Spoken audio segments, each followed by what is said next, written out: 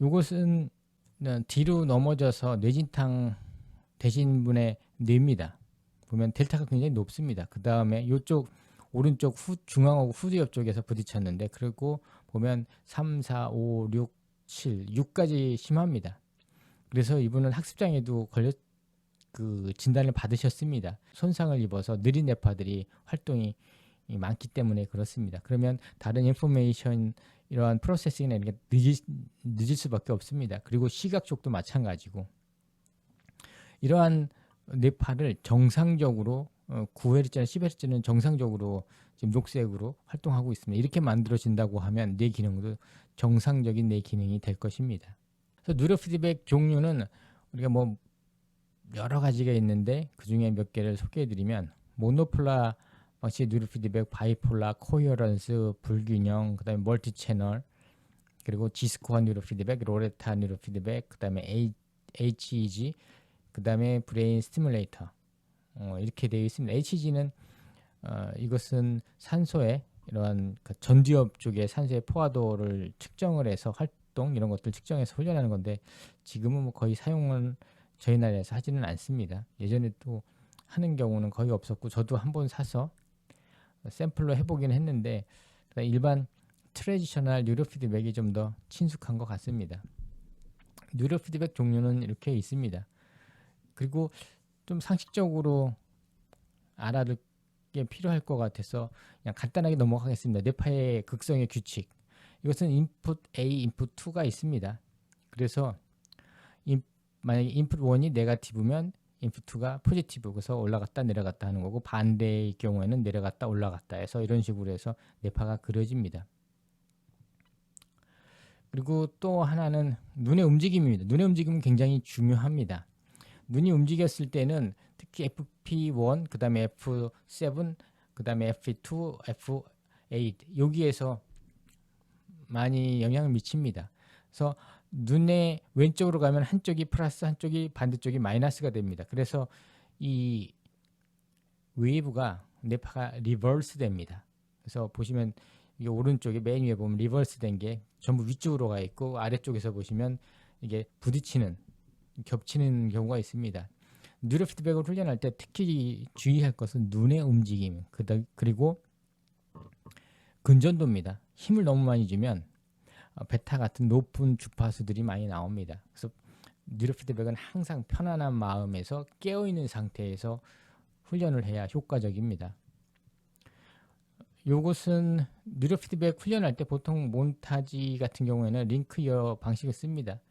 귀에 뭐 그라운드나 레퍼런스를 놓고, 그 다음에 액티비티를 뭐 F1 전두엽, 후두엽 아니면 센트럴 축두엽 이런 데서 놓고 훈련을 합니다. 모노폴라 방식으로 뉴로 피드백을 훈련을 할 때는 지금은 액티브가 CG에가 있습니다. 그리고 네거티브 레퍼런스가 A1에가 있습니다. 그러면 이 방향이 CG에서 A1으로 이쪽으로 훈련을 합니다. 만약에 반대로 가면 CG하고 A2가 훈련을 하게 되어 있습니다. 만약에 레퍼런스하고 포지티브가 가깝게 되어 있으면 앰플리튜드가 작습니다. 왜냐하면 거리가 짧기 때문에 뉴런의 활동이 크게 되지는 않습니다. 멀리 있어야 여러 뉴런들이 많이 활동을 해서 이 앰플리튜드가 커집니다. 그래서 대부분은 반대의 위치에서 전극을 배치합니다. 만약에 C3나 여기 예를 들어서 C4에 액티브를 넣었다. 그러면은 이제 반대쪽 A1이 되는 거고, C3에 액티브가 있다, 포지티브, 그러면은 A2로 갑니다. 레퍼런스가. 그라운드는 어디에다 가도 상관은 없습니다. 그 다음에 바이폴라 방식 같은 경우에는 그라운드는 뭐 A1, A2 어디에 가도 상관은 없습니다. 뭐 T3를 포지티브, 오른쪽에는 T4, 여기를 레퍼런스로 둡니다. 바이폴라 트레이닝을 하는 것은 두 개의 전이차를 하는 거를 특정하면서 훈련하는 거라 이 두 개의 차이가 크지 않게, 그래서 이것은 뭐 불균형 이럴 때 사용하는 것이 아마 효과적일 수도 있을 것 같습니다. 그 다음에 두 채널 사용했을 경우에는 레퍼런스도 두 개, 그 다음에 포지티브도 두 개.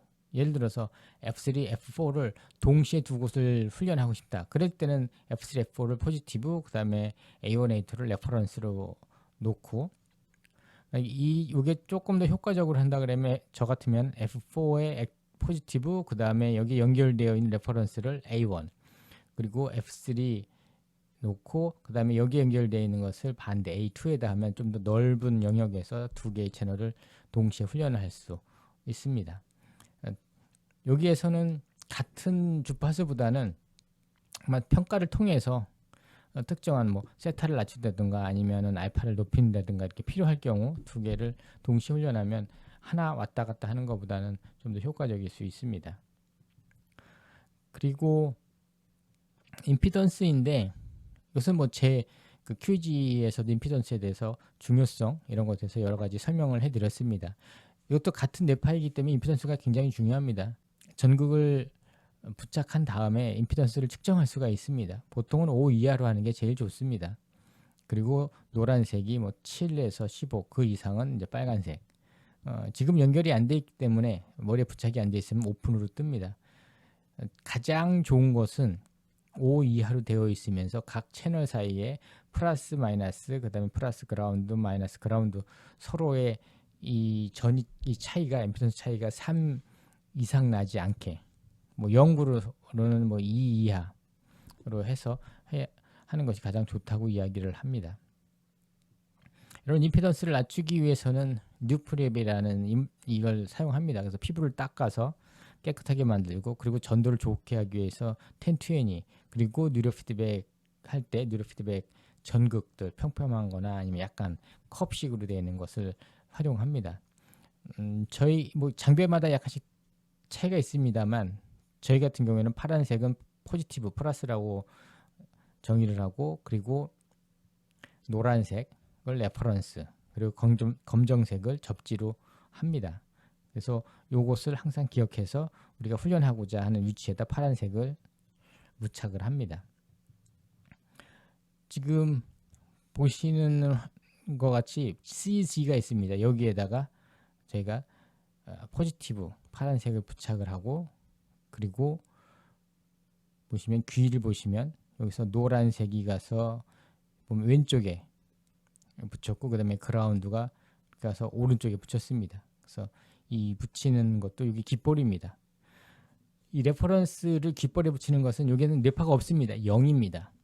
그러면 순전히 여기 이 포지티브에서 측정되는 값만 보여주는 겁니다. 이게 이제 그 링크드 이어 방식, 뭐 모노폴라 방식일 때 나타나는 그 웨이브입니다. 임피던스는 앞쪽에서 설명해서 이것은 별로 하지는 않겠습니다.